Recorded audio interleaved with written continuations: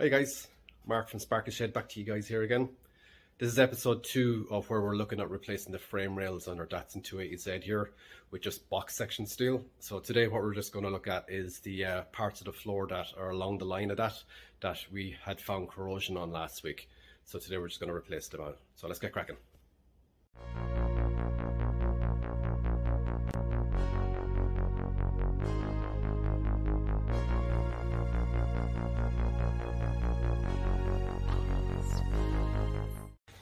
Okay, so there is spot welds randomly thrown in around here, all the way around the edge of this plate, and the only way to separate them is to actually drill them out. Unfortunately, I don't have the correct drill bit, so I'll just be using one of my own mocked up drill bits.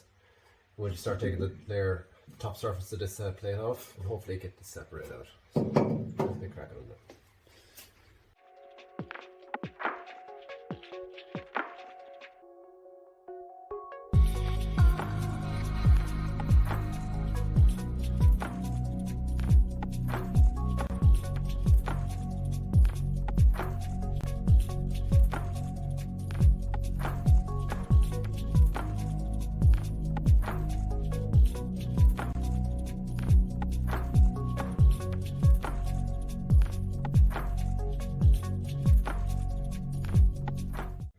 So, lo and behold, rotted through all the way.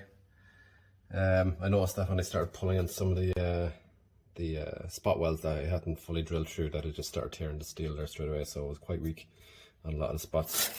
It's fairly good along the edge here, and up along here, but anywhere it's along the horizontal, you can see that it's rusted right through, so this all had to go. If you can just imagine now that your seatbelt and your seat is bolted to the back of this here, so you're really only relying on a few of the welds on the side here to actually have a bit of strength. So this was dangerous, if anything. So now I'm going over to the far side because I've converted this to right hand drive, which we'll come back to in another video.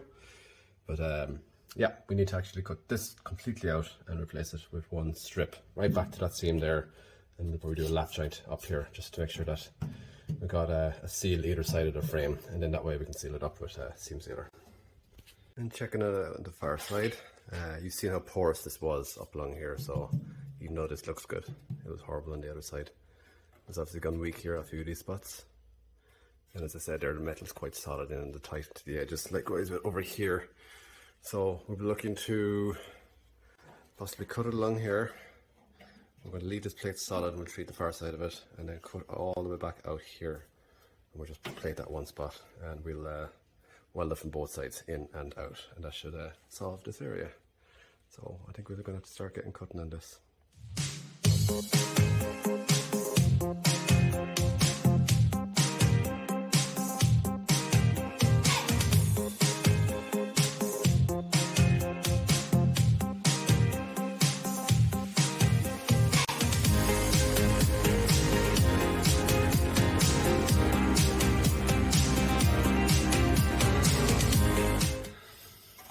Examining everything here, we have good solid plate. You can see that we have the paint in here, so there's no real corrosion gone back underneath that point. And then all along here, then there's just like a surface corrosion. It hasn't actually gone really through at any stage. And this is what I was talking about, the piece of material that sticks out. So this is like a part of the flange that comes from underneath. So it's obviously there for a bit of strength. And excuse me, this is fine up here. Once again, surface all looks okay. To notch this out, this is where the frame rail is coming through up along here, so there's obviously a bit of corrosion that got in the back of that, so that's gone. And everything else looks good. So normally what I would do was I would actually cut out a plate to fit in here, nice and level with this, and then just weld from both sides. But because there's the seat is anchored off this point, I'm actually going to do a lap joint, so that way it'll be welded here and here where the material overlaps in it, so there'll be a good crossover of material. So the next stage is to get the sheet of steel to fit this, and obviously we're going to leave some of these details on the steel, so the lap will be quite small here. I'm just going to contour in around here, it should be fine. Step 1, clean it off. So we'll do that next.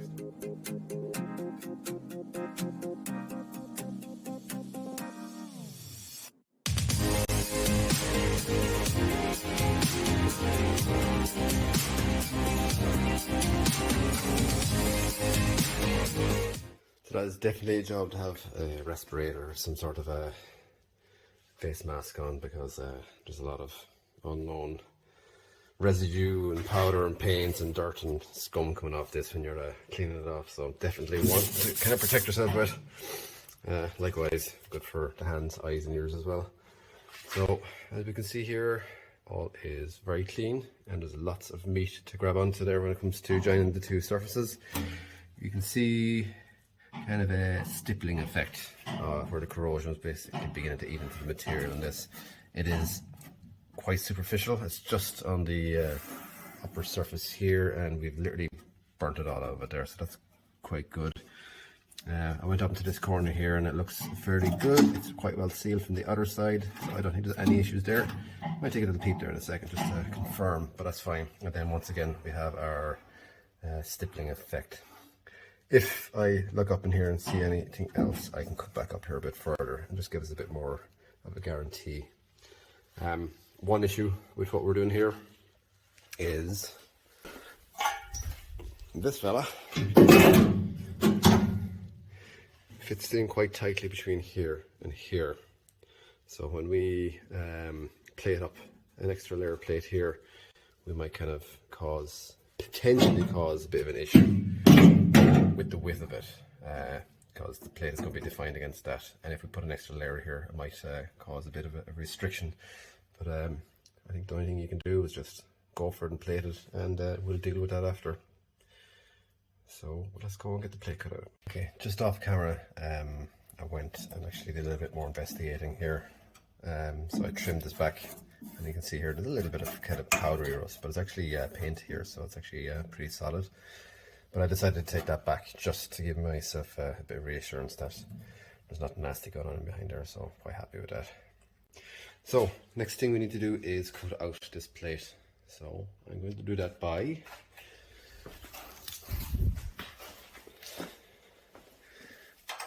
let's see now, here we go. So to this effect. I think that's it. Okay. So I'm leaving a little overlap here so that I can catch the edge on this side in here. And this is our extra piece that we cut out. So we want to go out here maybe another 20 mil just for our overlap.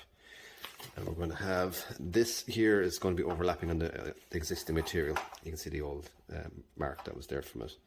So that's going to be left as it is.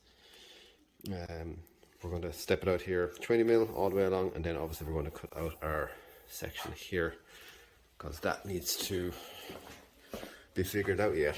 So we're going to cut out so that's actually going out beyond here, and then when we get this plate pressed in we can etch this from underneath and then cut it back with a little bit of an overlap. So let's cut out the main bulk of it first and see how it looks. Okay, so what I've done is I've brought the plate into position. So I'm lining up with the original line up there and up here, so that edge, there are my fingers, there we go. This edge is lining up here with the original plate. This is all overlapped then, as we can see. So we're just going to press it down into it as much as we can. It's only 1 mil plate, so it's easy enough to work with. So bend around here.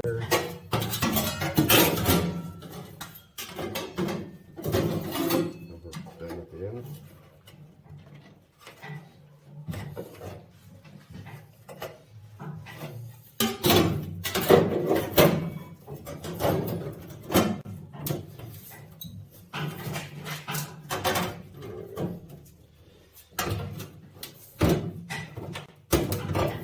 Okay, so what I can do now is from the other side is I can come down and etch out the mark from this, so that's not such a big overlap, and that'll allow me to kind of fine tune this section here, and then we can start manipulating it further and getting it flatter onto the floor.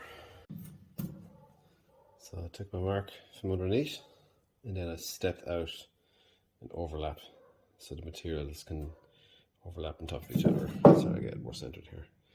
So I'm going to go cut off this zigzaggy bit, and we'll put it back down and see how it's matching up. So as I'm kind of trimming back along these areas to try and make sure that it kind of sits down nice and flat, I had an issue with this little ridge here. It would be kind of hard to get both sides to kind of flatten down around that. So I've taken a little nip out of it. What I'll do is I'll use a vice grip and just kind of flatten that area. And then I'm going to trim the other plate, this plate here, back to contour in around these. It's fairly close as it is, just contour in around that, and then that way I don't have to flatten any of that plate. And then I think we're getting close to being able to tack it down. First thing I'll need to is weld through prime all the edges here, and likewise with this here, so that any of the welding that I do doesn't burn off any of the protected surface, and obviously clean out that little area as well. Here we go.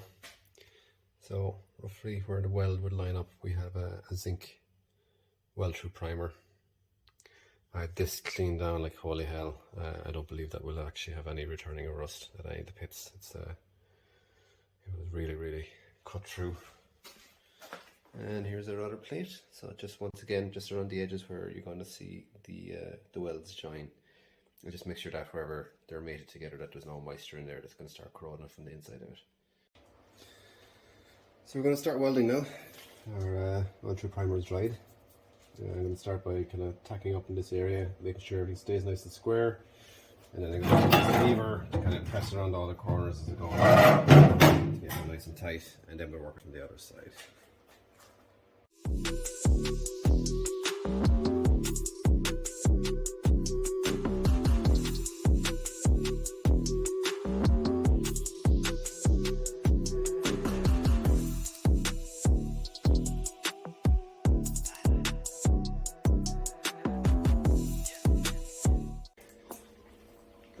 Old school trick for closing gaps. So obviously with all the work I was doing, this kind of got deflected up a little bit. So I've given it a few bangs down here to kind of create a little recess in the floor here. And now we'll try and pull them together.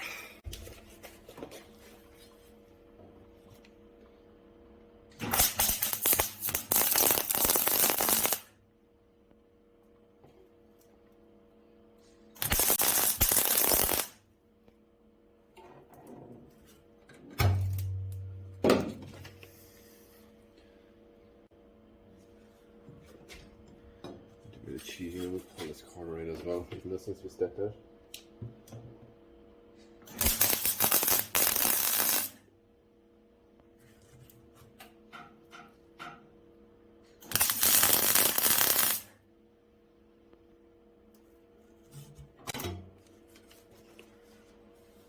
We'll do the same up here.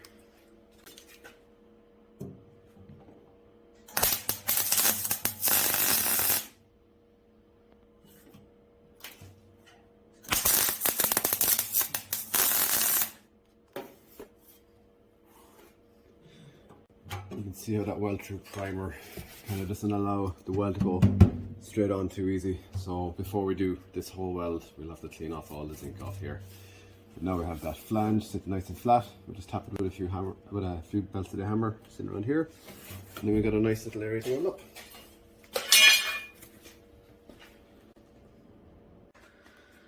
So we give that a quick hit with the brush and cleaned off all the weld through primer. So now we know that the weld through primer is in between these two plates, and it's not on the point where we're actually welding now. So that's going to keep the inside of the joint here nice and safe with the zinc. And now we're going to go around and just give this a quick weld, and then we'll do the same to the far side. Anywhere we see little gaps like down here, we'll probably just tap them closed first, and then we're good to go.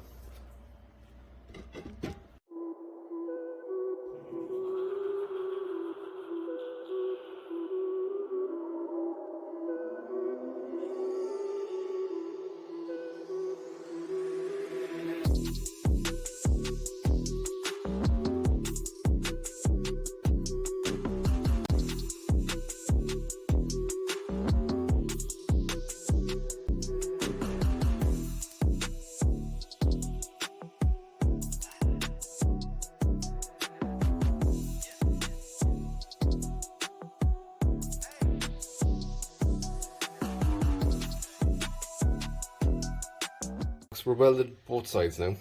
You can see the weld from the outside, and then on the other side the weld has come through from the inside, or vice versa. And completely sealed up all the way around. Strength wise, you probably couldn't get better than this. It's stronger than just the factory plate in its own location, because you got the lap joint. This side we got a lap joint, and then we also have the spot welds welded through from underneath. So let's look at them from the other side. And from the other side, we're nicely sealed off. Now, one of the things I'm going to do is, this is the remain of the chassis rail. I'm actually going to part that back a little bit further here, and then I'm going to replace it with it's kind of like a mock plate in a sense. It'll actually carry on that seam all the way out here. It's just going to give a surface for the chassis rail to weld onto. So what I need to do next now is just to clean off all these welds, just anything that's kind of protruded from the far side. Get them all cleaned off. Our spot welds are all looking nice. I'm going to get them all cleaned off. And down here you can see that the weld got a little bit bulbous because I ran out of gas there and had to get a new gas cylinder. So I'll probably give that a little quick touch up there to make sure it's all sealed off. But yeah, now it's to make it look good. Happy days. Okay, so I ground back some of the material. You can see here where the gas ran out, there's a lot of porosity, so I need to re-weld that. And then I just kind of knocked back any high parts. And then here I pulled back the chassis rail at those 2 points, because I knew there was the risk of a little bit of corrosion gone underneath there. And you can see that as just kind of gone back as far as to where it stops. This side wasn't bad at all. So I think what we should do next now is basically slap on the chassis rail and see how it lines up with everything. We've obviously changed a lot of contouring here and here, so we want to see what way that behaves now. So we'll put the chassis rail on. Now, with this tab knocked in here, it's going to be a little bit more awkward to get it on, but we can always try. Not too bad.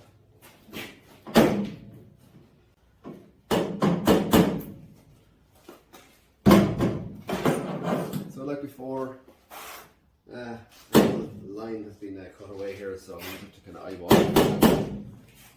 We knew where we were up here pretty close, so not too bad.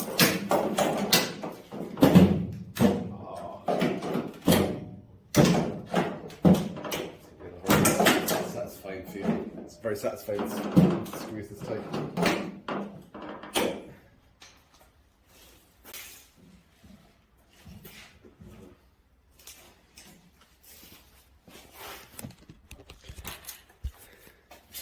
So, as expected, this is going to line up fairly okay down here. But when we get to the back here, you can see that we've created a gap. And likewise with over here, quite a substantial gap. So now we know that this whole floor here needs to be knocked way down. But at least we've got something to give us a bit of guidance there. We'll probably notice that as well with the seat rail on the other side. We'll be sitting very, very high. So here's our opportunity to knock that back down to where it should be. So I'm just going to see if I can coax this area out this way from the far side.